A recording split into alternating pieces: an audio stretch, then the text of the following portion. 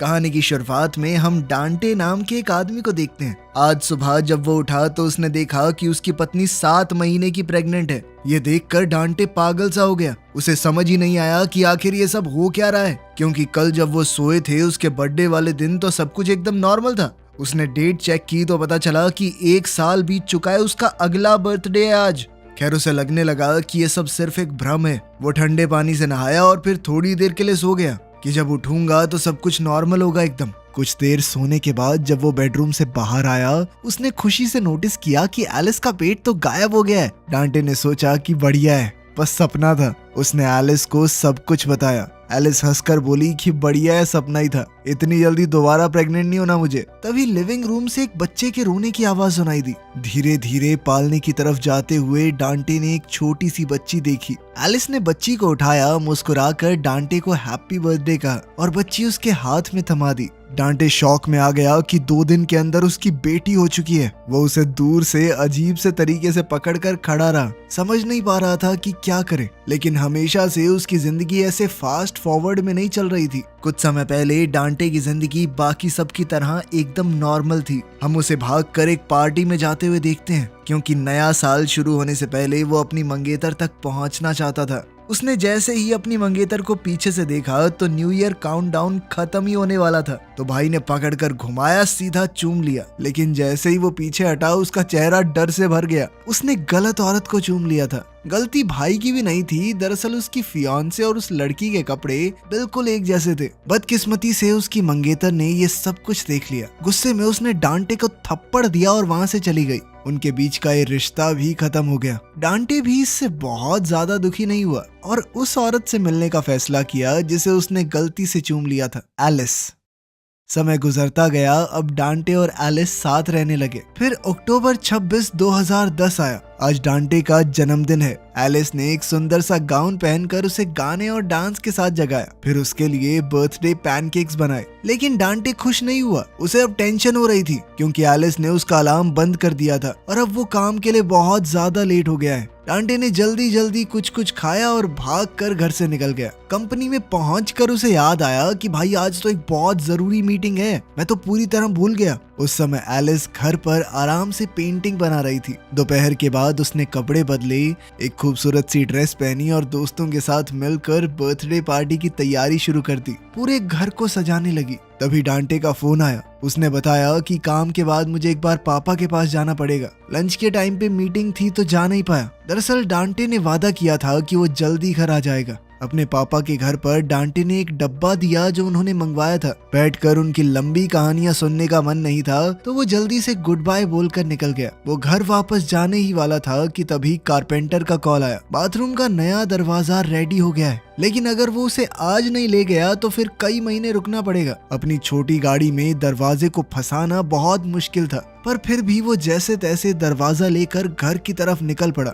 लेकिन किस्मत आज उसके साथ नहीं थी। रास्ते में बहुत ज्यादा ट्रैफिक मिला। जब तक डांटे घर पहुंचा पूरी तरह रात हो गई। दरवाजा खोलकर देखा तो उसके दोस्तों ने सरप्राइज बर्थडे पार्टी रखी थी। सब उसका इंतजार कर रहे थे। सबसे थोड़ी थोड़ी बातचीत करके डांटे थोड़ी देर के लिए निकल गया ताकि वो बाथरूम का नया दरवाजा लगा दे। दरवाजा लगाते वक्त उसका दोस्त आया और उसे एक खास गिफ्ट दिया, रोलर कोस्टर पार्क के टिकट्स, उसके 40वें बर्थडे के लिए। बचपन में उन दोनों की फटती थी उस पर बैठने से, लेकिन मन भी करता था, तो अब वो अपने बचपन की इच्छा को पूरा करेंगे। लेकिन डांटे ने मना कर दिया। उसने कहा कि मेरे पास इन कामों के लिए वक्त नहीं है अब। शायद 10 साल बाद जब वो बहुत मेहनत कर लेगा तो थोड़ा फ्री टाइम मिल जाएगा, अभी तो नहीं है। पार्टी में वापस आकर डांटे ने सबके तोहफे लिए, थोड़ा बहुत समय बिताया उनके साथ। फिर एलिस ने अपना गिफ्ट दिया, एक पेंटिंग जो उसने डांटे के बर्थडे के लिए खास बनाई थी। केक आया, कैंडल्स जली, सब मुस्कुरा रहे थे। डांटे ने अपनी इच्छा मांगी कि काश ये सब जल्दी से खत्म हो, और कैंडल्स बुझा दी। उस रात एलिस डांटे की पसंदीदा मूवी का एक किरदार बनकर सामने आई। डांटे उसे देखकर बहुत खुश हुआ और उसने एलिस को अपनी बाहों में ले लिया और बत्ती बुझा दी। अगली सुबह डांटे अलार्म से उठा। जब वो बेडरूम से निकल रहा था तो उसे आवाज आई कि एलिस बाथरूम में उल्टी कर रही है। डांटे को लगा कि शायद कल इसने ज्यादा पी ली होगी, इस वजह से हो रहा है। लेकिन जैसे ही वो लिविंग रूम में आया तो उसे कुछ अजीब सा महसूस हुआ। काफी सारा सामान तो उसने पहले कभी देखा ही नहीं। फिर कहानी वहीं पहुंच गई जहां से शुरुआत हुई थी। एक दिन में उसकी बीवी प्रेग्नेंट हुई और अगले ही दिन हाथ में बच्ची, जिसके बाद उसने चौंक कर पूछा कि नाम क्या रखा है हमने इसका। गैलाड्रियल। इतना भी नहीं याद। डांटे हैरान था, पर पता चला कि जब बच्ची पैदा हुई थी तब डांटे ने ही ये नाम रखा था। डांटे को लगा कि कुछ तो गलत हुआ है। उसका दिमाग खराब हो रहा था। वो डॉक्टर के पास गया कि कुछ तो गड़बड़ है मेरे साथ, लेकिन डॉक्टर ने सारी रिपोर्ट नॉर्मल बताई। डांटे पूरी तरह से हेल्दी है। डांटे को लगा कि शायद उसे अपने पिता की तरह अल्जाइमर्स हो गया है, सब कुछ भूलने लगा है वो। पर डॉक्टर ने कहा कि ये बीमारी बाप से बेटे में नहीं आती, तुम शायद थोड़ा ज्यादा स्ट्रेस ले रहे हो और कुछ नहीं। डॉक्टर ने कहा कि थोड़ा आराम करो और परिवार के साथ समय बिताओ। अब डांटे निराश होकर घर वापस आया।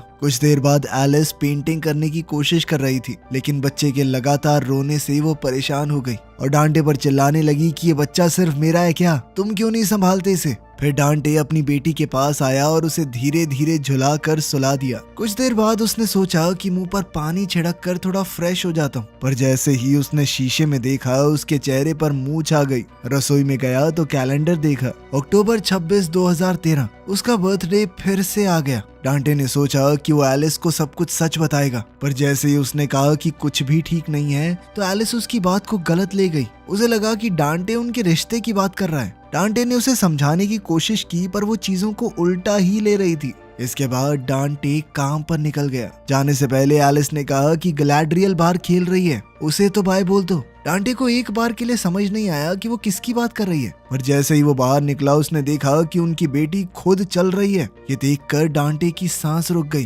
गैलाड्रियल ने उसे पापा कह के बुलाया तो डांटे बहुत ज्यादा खुश हो गया। वो हल्ला मचाने लगा कि इसने मुझे पापा बुलाया, देखो पापा बुलाया। इस पर एलिस बाहर आई और कहने लगी कि इतना क्या सोच रहे हो, इतने टाइम से तो पापा बोल रही है तुम्हें। डांटे को अभी भी ये सब एक सपने जैसा लग रहा था। इस सब के बाद वो पार्क में गया और अपने बचपन के दोस्त वलेरियो को सब कुछ बता दिया। 3 साल उसने 3 दिन में जी लिए हैं। डॉक्टर के पास भी गया पर कुछ गलत नहीं मिला। वलेरियो ने सुना पर उसे भी यकीन नहीं हुआ। उसने कहा कि डांटे को शांत होकर एलिस के साथ बात करनी चाहिए। सुना है तुम लोग एक थेरेपिस्ट से मिलने वाले हो। ये सुनकर डांटे हिल गया। ये सब सुनने के बाद उसने फैसला किया कि वो नौकरी छोड़ रहा है, शायद इस तरह वो अपने परिवार को ठीक कर पाए। ऑफिस पहुंचकर वो सीधा डायरेक्टर के कैबिन में गया अपना रेजिग्नेशन देने के लिए। जब वो दरवाजा खटखटाकर अंदर गया तो कुर्सी बिल्कुल खाली थी, बॉस वहां था ही नहीं। इस कंफ्यूजन के साथ वो बाहर आया और लोगों से पूछा कि डायरेक्टर कहाँ है। ये सुनकर सब लोग हंस पड़े। उसने वापस मुड़कर देखा कि दरवाजे पर तो उसका ही नाम लिखा हुआ है। डांटे खुद डायरेक्टर बन गया था। चौंक कर उसने फ्रेंचेस्का को बुलाया। उसकी सेक्रेटरी ने बताया कि 8 महीने पहले तुम्हें प्रमोशन मिला था, जब पिछला डायरेक्टर रिटायर हुआ था, याद नहीं है? आखिर कंपनी के लिए तुमने इतना काम किया है। खैर डांटे को कुछ और तो याद था नहीं, तो फिर वो फ्रेंचेस्का से कहने लगा कि मैं रिजाइन करने वाला हूँ। पर फिर फ्रेंचेस्का ने उसे बताया कि इस पोस्ट के कई फायदे हैं, इतनी अच्छी फैमिली इंश्योरेंस, इतनी ज्यादा तनख्वाह तुम्हें कहीं नहीं मिलने वाली। तब डांटे को समझ आया कि मैं अपने परिवार के लिए ही नौकरी पर रुका हुआ हूँ। उसने ये भी सुना कि फ्रेंचेस्का ने ऑफिस के एक आदमी से शादी कर ली है और डांटे ने ही उसकी हनीमून की छुट्टियों पर साइन किए थे।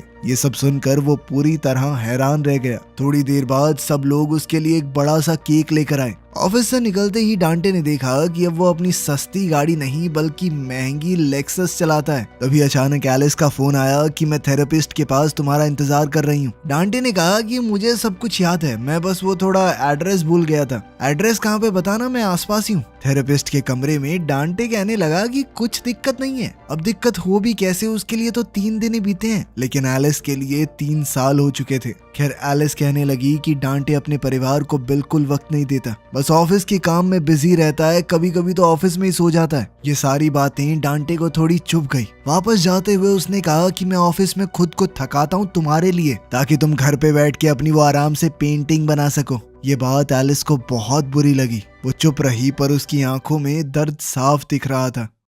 आखिर में एलिस कुछ काम करने निकल गई और डांटे घर आया। उसके घर में खिलौने फैले पड़े थे। टेबल पर उसे फैमिली फोटोज मिली। उसने फ्रिज खोला, बियर निकाली, एक सिप ली और वापस रख दी। फ्रिज बंद करते ही उसने देखा कि फोटो गायब, उसकी बेटी तक का नामो निशान नहीं है। डांटे ने डर के मारे एलिस को कॉल किया। एलिस ने याद दिलाया कि हम दोनों ने डिसाइड किया था ना कि थोड़े दिन अलग रहेंगे। अब डांटे शॉक में पड़ गया कि हमारा रिश्ता कैसे टूट गया। उसने रोते हुए एलिस से कहा कि मुझे तुम्हारी जरूरत है, मैं तुमसे प्यार करता हूँ। उसने एलिस से उसका एड्रेस मांगा। एलिस ने कहा कि मैं गुड़िया को डांस क्लास में छोड़कर मिलने आती हूँ तुमसे। उसने फोन काटा ही था कि तभी दूसरा फोन बज पड़ा। उसे अचानक ही नर्सिंग होम से फोन आया। उसके बीमार पिता बालकनी के किनारे पर बैठ गए थे। वो नीचे कूदने ही वाले थे कि तभी डांटे भागा। वो ऊपर पापा के पास गया जो रेलिंग के ऊपर बैठे हुए थे। डांटे ने अपने पिता को समझाकर जैसे तैसे उन्हें रोका। घर वापस आते ही डांटे डर गया। फ्रेंचेस्का किचन में खाना बना रही थी। उसने उसे बर्थडे विश किया और चूम लिया। पता चला कि शादी के कुछ समय बाद ही उसका डाइवोर्स हो गया और छुपते छुपाते पिछले 6 महीने से उनका अफेयर चल रहा है। डांटे हैरान है कि आखिर ये सब कब हुआ। तभी अचानक घर की घंटी बजी। एलिस वहां आ गई थी। घबराकर डांटे ने फ्रेंचेस्का को बाथरूम में छुपने को कहा। उसे एलिस से कुछ जरूरी बात करनी थी, इसलिए एलिस को ये सब पता नहीं चलना चाहिए। उसने दरवाजा खोला। एलिस ने धीरे से कहा कि मुझे तुम्हारी याद आ रही थी और पता है अब की बार मेरी पेंटिंग्स का सोलो शो होने वाला है। उनकी बातचीत के बीच ही डांटे बहुत भावुक हो गया। उसने कहा कि मैं तुमसे अब भी प्यार करता हूँ। एलिस ने अपने आंसू छुपाकर कहा कि मैं भी, पर फिर उसकी नजर टेबल के पास पड़ी एक औरत की हील्स पर गई। उसे सब कुछ समझ आ गया। वो पूरी तरह फट पड़ी। उसे अपने आप पर, डांटे के ऊपर, सबके ऊपर गुस्सा आ रहा था। वो भागती हुई वहां से बाहर निकल गई। उसके जाने के बाद परेशान डांटे ने फ्रेंचेस्का से भी रिश्ता तोड़ दिया। उसने सीधा कहा कि कभी यहाँ पर वापस मत आना। इस पर फ्रेंचेस्का भी गुस्सा होकर वहां से चली गई। लेकिन दरवाजा बंद होते ही लिविंग रूम से आवाज सुनाई दी। डांटे ने मुड़कर देखा, फ्रेंचेस्का फिर से वहीं खड़ी थी, हाथों में 2 कॉकटेल ग्लास लिए जो उसने डांटे के बर्थडे के लिए बनाए थे। डांटे गुस्से में फट पड़ा। उसने कहा कि ये सब कुछ गलत है। एक बॉस और सेक्रेटरी के बीच में ये रिश्ता नहीं होना चाहिए। ये सुनकर फ्रेंचेस्का को बहुत गुस्सा आया। उसने कहा कि ये सब तुमने ही शुरू किया था। खैर ठीक है, जा रही हूँ मैं, तुमसे तो बहुत बेहतर मिल जाएगा कोई। फ्रेंचेस्का के जाने के बाद डांटे ने सभी गेस्ट्स को भी वहां से जाने को कहा। उन सब लोगों को वो जानता तक नहीं था। उन सब के बीच बस उसे अपना एक असली दोस्त दिखा, वलेरियो। सब लोग चले गए तो डांटे वलेरियो से एलिस के बारे में पूछने लगा। फिर उसने बताया कि अपने 40वें जन्मदिन पर मैंने विश मांग ली थी कि काश ये सब जल्दी जल्दी निमट जाए। तब से ही ये पूरी गड़बड़ हुई है। उधर वलेरियो भी अपनी जिंदगी में बहुत उदास था। ना वो काम में सफल हुआ, ना परिवार बना, ना बच्चे। अब उसने शराब को ही अपना सहारा बना लिया था, लेकिन अब तो वो भी दर्द को भर नहीं रही। फिर उसे याद आया कि उसने डांटे को जन्मदिन पर क्या गिफ्ट दिया था, रोलर कोस्टर की टिकट, जिसे वो दोनों कभी इस्तेमाल नहीं कर पाए। अब डांटे जल्दी से एलिस से मिलने गया और उसे वापस आने को कहा, पर एलिस ने मना कर दिया। उसने कहा कि हर साल अपने बर्थडे पर तुम यही बात करते हो, लेकिन फिर पूरा साल कुछ नहीं बदलता। मैं थक चुकी हूँ, अब हमें अलग जिंदगियां जीनी चाहिए। सालों तक मैं सोचती रही कि तुम्हारे बिना कुछ नहीं हूँ, लेकिन अब चीजें बदल गई हैं। अब वो कमजोर नहीं रही, खुद के भरोसे जीना सीख लिया है उसने। हैप्पी बर्थडे कहकर एलिस ने दरवाजा बंद कर दिया। डांटे टूट गया। उसके दरवाजे पर जोर जोर से हाथ मारते हुए चिल्लाकर कहने लगा कि मैं तुमसे प्यार करता हूँ, एक मौका और दे दो मुझे। तब एक अनजान आदमी ने दरवाजा खोला। वो एलिस का नया बॉयफ्रेंड ओमार है। वो सोचने लगा कि डांटे शायद मजाक कर रहा है कि उसे नहीं पहचाना, क्योंकि वो पहले कई बार मिल चुके हैं। तभी डांटे की बेटी गैलाड्रियल वहां पर आई। वो उसे देखकर पूरी तरह चौंक गया। अब वो 5 साल की हो चुकी है। पिछले 3 दिनों में वो गैलाड्रियल से मिला ही नहीं, और उन 3 दिनों में उसके लिए 3 साल बीत गए थे। पार्क में डांटे ने अपनी बेटी के साथ कुछ समय बिताया। थोड़ा पूछने पर उसकी बेटी ने बताया कि मम्मी और ओमार काफी टाइम से साथ रह रहे हैं। अब डांटे गैलाड्रियल से पूछने लगा कि बेटा तुम्हें क्या पसंद है, क्या नहीं, बताओ मुझे। वो धीरे से बोली कि मुझे बस इतना चाहिए कि पापा मेरे साथ ज्यादा टाइम बिताएं, फोन कंप्यूटर अपने काम में ना खोए रहें। थोड़ा चलने के बाद डांटे उसे घर छोड़ाया और घर पर फिर से ओमार मिला। तभी वो पपी डांटे के पास एक बॉल लेकर आया। डांटे ने बॉल थोड़ी दूर फेंक दी और पपी दौड़कर उसे लेने गया, पर जैसे ही वो वापस आया वो पपी बड़ा हो चुका था। डांटे समझ गया कि फिर से 1 साल बीत चुका है। उसका फोन बजा और वलेरियो कहने लगा कि मैं पार्क में आधे घंटे से तेरा वेट कर रहा हूँ, कब आएगा भाई। उनकी बातचीत के दौरान वलेरियो ने बताया कि एलिस अभी भी ओमार के साथ ही है। इंस्टा पे कुछ फोटोज भी डाली हैं। बेचारे डांटे को पता ही नहीं था कि इंस्टा होता क्या है। खैर डांटे को अब भी हजम नहीं हो रहा था कि एलिस ओमार के साथ है। ये सुनकर वलेरियो हैरान हो गया। अबे नशे वशे करता है क्या तू? कल ही तो बोल रहा था कि यार ओमार बढ़िया बंदा है, ठीक है एलिस उसके साथ है। फिर वलेरियो ने उसे एलिस की आर्ट एग्जीबिशन के बारे में बताया। बहुत पसंद किया लोगों ने उसकी पेंटिंग को। डांटे ने कहा कि मुझे अभी एग्जीबिशन देखनी है। ये सुनकर वलेरियो और कंफ्यूज हो गया, क्योंकि वो दोनों कुछ दिन पहले ही वहाँ गए थे। वो सोचने लगा कि कहीं ये सुबह सुबह उठ के दारू तो नहीं पीने लग गया। लेकिन तभी डांटे ने नोटिस किया कि वलेरियो जूस पी रहा है। डांटे खुश हो गया और कहने लगा कि भाई तूने कब छोड़ दी? तब वलेरियो हंसकर कहने लगा कि जब से कैंसर का पता चला साले तब से। उसने बताया कि अभी 5 सेशन और बाकी हैं। उसके बाद डॉक्टर्स बताएंगे कि बचने के चांस हैं या नहीं। पार्क में टहलते हुए डांटे को रोलर कोस्टर की वो टिकट्स याद आ गई। सालों तक उसे टाइम ही नहीं मिला, लेकिन अब लग रहा है कि यही सही समय है। लेकिन इस बार वलेरियो ने मना कर दिया। अभी तो भाई ये सब करने की हालत बिल्कुल नहीं है। जाते वक्त डांटे ने उसे गले लगाया और वादा किया कि कल मिलेंगे। रात को डांटे एलिस की आर्ट एग्जीबिशन में पहुंच गया। पेंटिंग्स के अंदर उसे अपनी पूरी जिंदगी दिखाई दे रही थी। फिर वो वापस घर आकर पुरानी फोटोज को देखने लगा। उसे समझ आ गया कि अब एलिस को छोड़ देना होगा। जिंदगी को बदलने का वक्त आ गया है। बाद में वो अपने पापा से मिलने गया। उसने रोते हुए कहा कि मैं पूरी जिंदगी सिर्फ आप जैसा नहीं बनना चाहता था, लेकिन आखिर में मैंने भी आपकी तरह वही गलतियां दोहराई। उसके पिता बेचैन होकर बोलने लगे कि आज स्कूल से बंक मार के मैं अपनी दोस्त के साथ ना बीच पे घूमने गया था। डांटे समझ गया कि बीमारी और बढ़ गई है। उसके पिता अब अपने स्कूल के बाद का सब कुछ भूल चुके थे। अचानक उन्हें बहुत तेज खांसी होने लगी। डांटे पानी लेने गया, वापस आया तो कुर्सी एकदम खाली थी। सारी चीजें डब्बों में पैक थी। फिर से 1 साल बीत चुका था। होम केयर से निकलकर डांटे ने सबसे पहले अपने दोस्त वलेरियो को कॉल किया। जब उसने फोन नहीं उठाया तो डांटे घबरा गया। उसने सोचा कि मेरा दोस्त भी मर गया। लेकिन कुछ देर बाद उसे वलेरियो वहीं पर खड़ा हुआ मिला, जिंदा और एकदम तंदुरुस्त। दोनों एक दूसरे से गले लगे और जब बर्थडे की बात आई तो डांटे ने कहा कि भाई देख, आज तो रोलर कोस्टर पे चलेंगे। इस बार दोनों बिना सोचे पार्क पहुंचे। राइड शुरू हुई और दोनों बच्चों की तरह चीखने हंसने लगे। लेकिन फिर बीच में डांटे बेहोश हो गया। जब उसे होश आया तो उसके ऑफिस से बहुत सारे मैसेज आए हुए थे। अब वलेरियो अपनी गाड़ी लेकर सीधा ऑफिस भागा। रास्ते में फोन पर उसने एलिस से कहा कि आज रात तुम और हमारी बेटी दोनों मेरे घर रुक जाओ।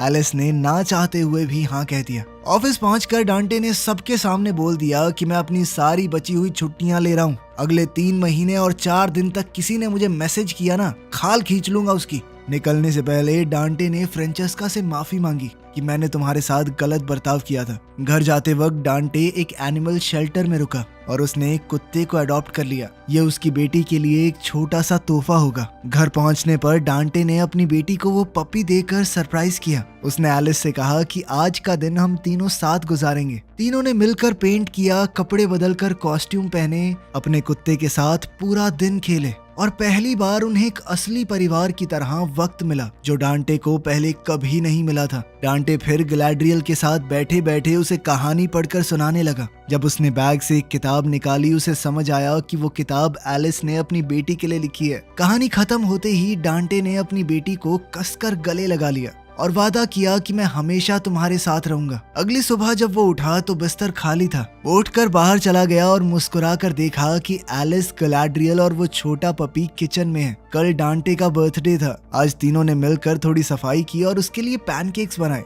उस वक्त डांटे को समझ आया कि आखिरकार अगला दिन आ गया। डेट बदल गई थी, 27 अक्टूबर। एलिस ने उसके चेहरे को देखकर पूछा कि सब ठीक है। डांटे ने धीरे से हाँ कह दिया। थोड़ी देर बाद उसने सच बताया, पिछले कुछ सालों में मैं पूरी तरह खो गया था। समझ ही नहीं आया कि क्या कर रहा हूँ, किस लिए जी रहा हूँ। वो वक्त तो वापस नहीं मिलेगा, पर अब मुझे समझ आ गया कि आगे क्या करना चाहिए। इस पर एलिस ने कहा कि सिर्फ एक दिन में कुछ नहीं बदलता। जिस पर डांटे ने जवाब दिया कि लोग बदलते हैं। मैंने पूरे 3 महीने और 4 दिन की छुट्टियां ले ली सिर्फ तुम लोगों के लिए। इस बार चीजें अलग होंगी, मेरा भरोसा करो। वीडियो पसंद आई तो लाइक कर देना, चैनल को सब्सक्राइब कर लेना। मिलते हैं अगली वीडियो में।